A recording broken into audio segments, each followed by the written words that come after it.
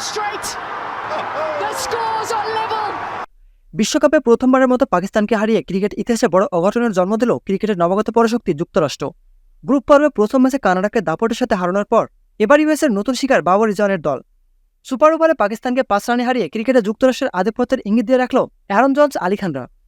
দর্শক, বিশ্বকাপের আগে বাংলাদেশের বিপক্ষে সিরিজ নিজেদের করে নিয়ে বিশ্বকাপে ভালো কিছু করা জানান দেয় ইউএসএ। পাকিস্তানের বিপক্ষে যেন তারই প্রতিফলন ঘটালো প্রথমবারের মতো বিশ্বকাপ আয়োজন করা এই দলটি। টস জিতে প্রথমে বোলিংয়ের সিদ্ধান্ত নেয় আলী খানের দল। প্রথমে ব্যাট করতে এসে খুব একটা সুবিধা করতে পারেনি পাকিস্তান। মাত্র 9 রানেই তারা হারিয়ে ফেলে তাদের সবচেয়ে বড় ভরসার প্রতীক মোহাম্মদ রিজওয়ানকে।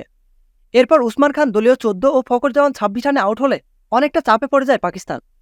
শাদাব খান ও বাবর আলী শুরুর চাপটা কিছুটা সামাল দিলেও বাবরের লো স্ট্রাইক রেট অস্বস্তি দিয়েছে পাকিস্তানকে।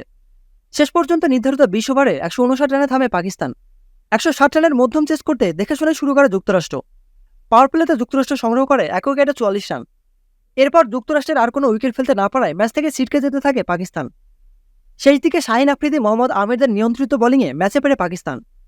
শেষ ওভারে যুক্তরাষ্ট্রের প্রয়োজন পড়ে 15 রান। অ্যারন জোন্সের ব্যাটিং দৃঢ়তায় শেষ ওভারে 14 রান তুলে স্কোর লেভেল করতে সক্ষম হয় যুক্তরাষ্ট্র। ফলে ম্যাচ গড়ায় সুপার ওভারে। নাটকীয় সুপার ওভারে পাকিস্তানি বোলার মোহাম্মদ আমিরের 8টি অতিরিক্ত রানের সুবাদে 19 রান তুলতে সক্ষম হয় যুক্তরাষ্ট্র। জবাব দিতে নেমে 6 বল থেকে মাত্র 14 রানে থামে ইফতিকার, ফখর জামানরা। দর্শক, জমজমাট হয়ে উঠেছে টি-20 বিশ্বকাপ 2024। 11টি ম্যাচের মধ্যে ইতিমধ্যে 2টিতে সুপার ওভার দেখে ফেলেছে ক্রিকেট বিশ্ব। যুক্তরাষ্ট্রের মতো দল বিশ্বকাপে এসে বিশ্বকাপটা আরও উপভোগ্য করে তুলেছে।